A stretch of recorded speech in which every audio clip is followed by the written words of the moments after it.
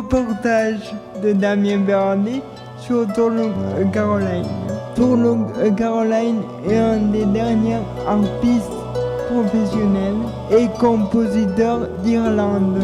Né en 1670 et mort le 25 mars 1738 à l'âge de 68 ans dans la maison de ses mécènes à Aldebor, comté de Roscommon.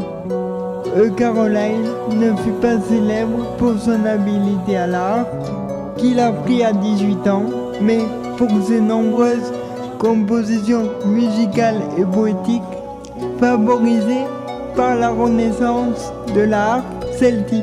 Dans les années 1970, ces mélodies sont encore jouées aujourd'hui.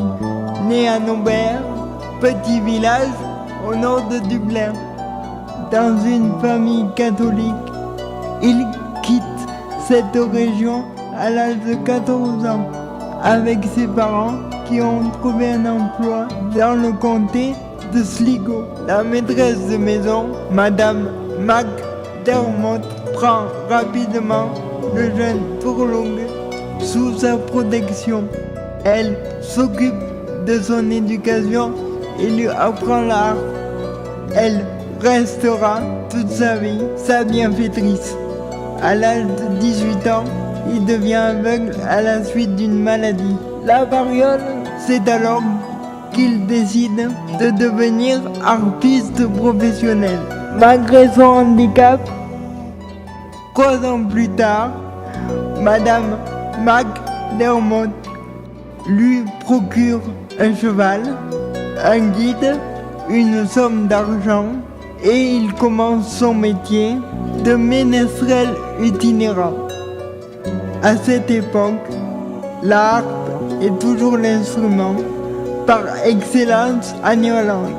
Toutes les familles aristocratiques en possèdent une ou plusieurs et en jouent, attendant une prestation de haut niveau des musiciens professionnels en visite.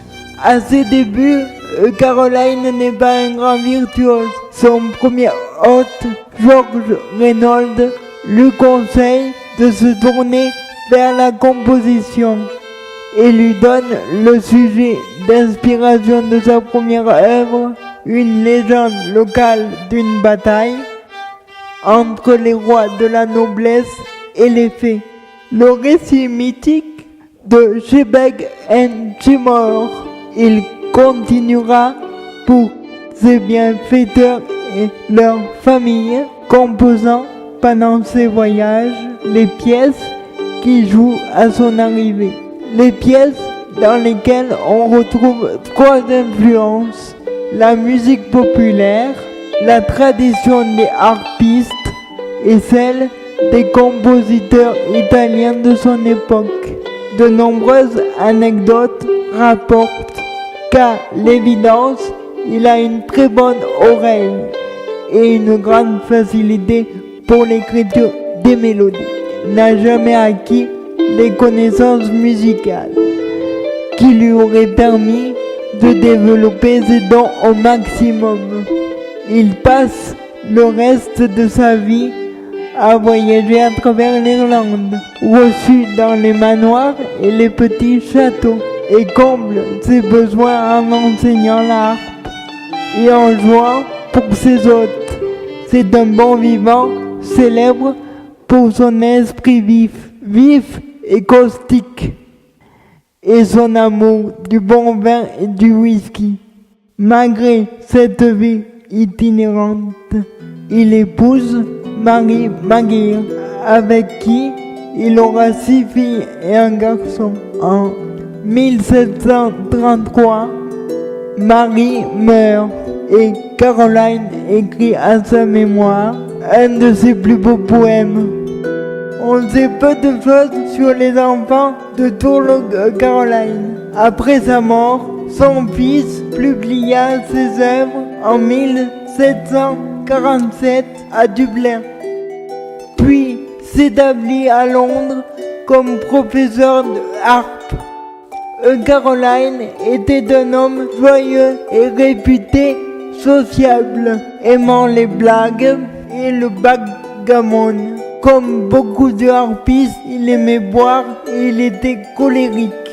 Musicien et poète, Caroline avait coutume d'écrire la musique avant le texte, en opposition avec la pratique habituelle de l'époque en Irlande. Il intégra dans ses compositions des éléments de musique baroque, inspirés de Vivaldi et de Corelli.